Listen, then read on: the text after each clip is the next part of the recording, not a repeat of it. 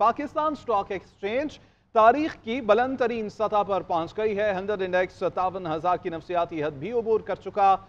Market में 504 points के इजाफे के बाद 100 इंडेक्स 57,184 पर ट्रेड कर रहा है। दूसरी जानिब डॉलर की स्पीड को भी अब ब्रेक लग गई है और इंटरबैंक में डॉलर की कीमत में 2 रुपए 8 पैसे की बड़ी कमी रिकॉर्ड की गई है। इंटरबैंक में डॉलर 286 रुपए 6 पैसे की सतह पर आ गया है।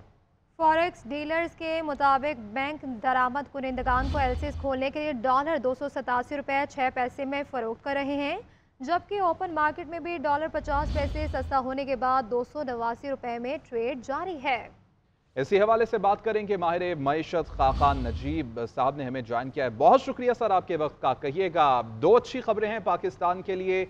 एक तो ये कि 57,000 की नफसियाती हद अबूर कर गया है 100 इंडेक्स। दूसरा, डॉलर की कीमत में भी जो हम देख रहे थे कि पिछले कुछ 2 से 3 हफ्तों में इजाफा हो रहा है, उसमें भी कमी आना शुरू हुई। कितनी खुशाइन बात है पाकिस्तान के लिए?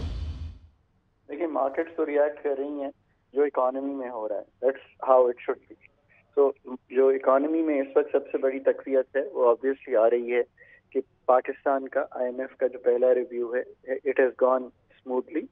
उसको स्मूथली करने से आपको ना सिर्फ $700 मिलियन IMF की रकम वसूल होगी, बल्कि बाकी जो रकम स्टक अप हैं सारी, जिनको आप समझिए मल्टीलैटरल यानी कि World Bank, ADB, IDB, AIIB की प्रोजेक्ट और programme financing, commercial financing, bilateral friendly countries की फाइनेंसिंग।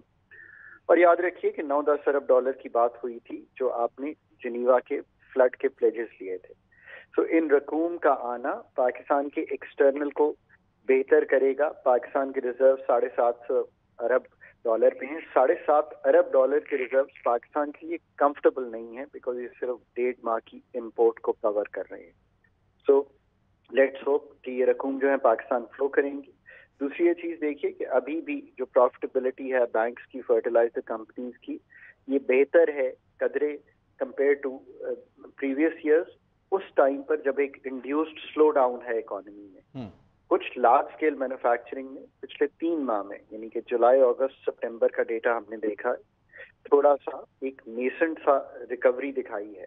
और यही लफ्ज यूज किया है IMF ने अपनी प्रेस रिलीज में भी। सो एक नेसेंट सी रिकवरी इसमें है। पाकिस्तान की एग्रीकल्चर की भी एक नेसेंट रिकवरी है, जिसका बड़ा ताल्लुक इस चीज से है कि पाकिस्तान की जो क्रॉप्स पिछले साल फ्लड्स की वजह से खराब हुई थी, वो एक बहुत लो बेस से एक रिकवरी हो रही है।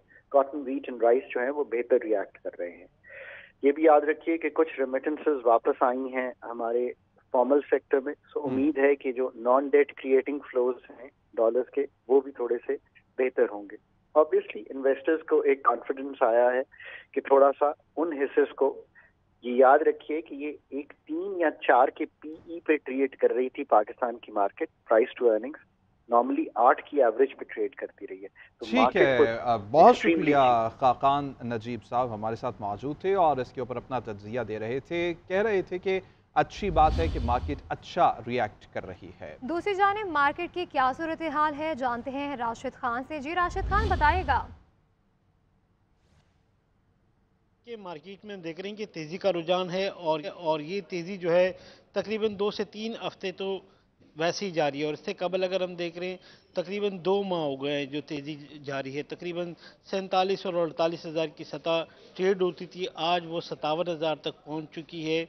नया सिंग मील भी अबूर हो चुका है, 500 से ज़ायद पॉइंट्स प्लस हुए और इस वक्त जो इंडेक्स है वो 57,250 और तकरीबन 220 के करीब जो है वो ट्रेड हो रहा है। हम देख रहे हैं कि अक्रॉस द बोर्ड तेज़ी है।